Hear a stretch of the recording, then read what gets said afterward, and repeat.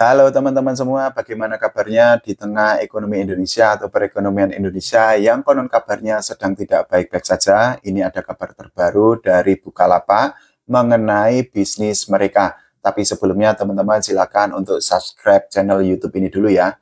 Jadi manajemen Bukalapak itu sudah memutuskan untuk menutup penjualan produk fisik di marketplace mereka mulai bulan Februari tahun 2025 mendatang. Sebagai gantinya, manajemen Bukalapak itu hanya akan menjual produk-produk virtual seperti pulsa, token, dan juga melayani layanan pembayaran lainnya. Nah, masyarakat dan juga konsumen yang selama ini menggunakan Bukalapak itu bisa untuk membayar token listrik, kemudian juga membayar internet, membeli pulsa, kemudian membeli voucher streaming, dan juga membayar BPJS serta layanan lainnya di Bukalapak mulai bulan Februari tahun 2025 mendatang. Manajemen Bukalapak sendiri itu memang mengakui bahwa penjualan produk-produk fisik di marketplace mereka itu memang angkanya kontribusinya itu tidak terlalu besar karena menurut pengakuan atau menurut klaim dari manajemen Bukalapak, penjualan produk fisik itu memiliki kontribusi hanya 3% dari total pendapatan yang diperoleh Bukalapak. Kabar dari Bukalapak itu tentu saja sangat mengejutkan karena sebelumnya kita sudah mengetahui ada kabar atau ada isu atau ada rumor yang menyebutkan bahwa Bukalapak itu sempat akan diakuisisi oleh Temu yang merupakan e-commerce asal China. Meskipun demikian, sampai saat ini kabar itu ternyata tidak terwujud dan sampai akhirnya kita mendengar pengumuman atau mendengar berita bahwa manajemen Bukalapak itu memutuskan untuk menutup penjualan produk fisiknya. Nah, tentu saja langkah yang diambil oleh manajemen Bukalapak untuk menjual produk-produk virtual itu dianggap memiliki pesaing yang sangat berat dan kompetisinya itu juga tidak mudah karena apa? Kita ketahui saat ini ada banyak e-commerce, ada beberapa e-commerce yang memang sudah menyediakan layanan dengan produk atau dengan jenis yang serupa. Selain itu, kita juga harus mengakui bahwa saat ini masyarakat itu bisa dimudahkan dengan berbagai aplikasi. Salah satunya adalah m-banking dari berbagai bank yang juga bisa untuk digunakan untuk membeli tiket, kemudian juga untuk mentransfer uang, kemudian untuk membeli voucher, dan lain sebagainya. Bahkan ada beberapa aplikasi yang juga bisa digunakan untuk melakukan investasi di sektor keuangan seperti membeli reksadana, membeli saham, membeli obligasi, dan lain sebagainya.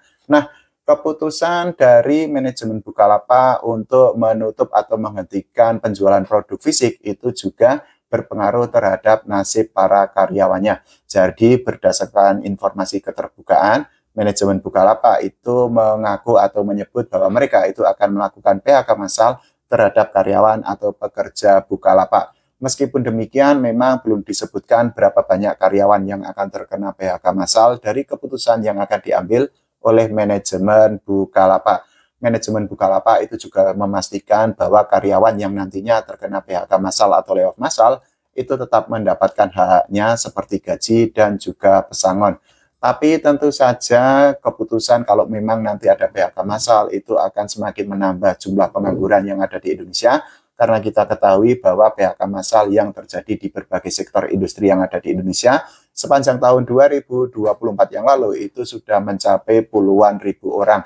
Itu artinya jumlah orang yang nantinya harus mencari keuangan atau mencari pekerjaan itu akan semakin bertambah lagi. Ini tentu menjadi sebuah alarm bagi pemerintah di Kabinet Merah Putih yang dipimpin oleh Pak Presiden Prabowo Subianto dan Mas Wakil Presiden Mas Gibran Rakabuming Raka untuk menemukan solusi agar badai PHK massal itu segera berakhir dan tidak terjadi secara terus-menerus. Nah, kalau kita bicara mengenai keputusan manajemen Bukalapak untuk menutup penjualan produk fisik, kita memang harus mengakui bahwa saat ini industri startup atau perusahaan rintisan yang ada di Indonesia dan juga di dunia itu memang sedang tidak baik-baik saja. Kita bicara nggak jauh-jauh yang ada di Indonesia, memang saat ini beberapa perusahaan startup itu memang sudah tutup atau perusahaan startup itu bangkrut dan juga ada perusahaan startup yang akhirnya harus melakukan efisiensi. Salah satunya itu adalah Tokopedia yang di tahun 2024 yang lalu sudah melakukan PHK massal terhadap ratusan karyawan. Nah, ini tentu saja sudah menjadi alarm lagi bagi pemerintah agar menemukan solusi bagaimana ekonomi Indonesia itu bisa tetap stabil atau bahkan lebih baik lagi ke depannya.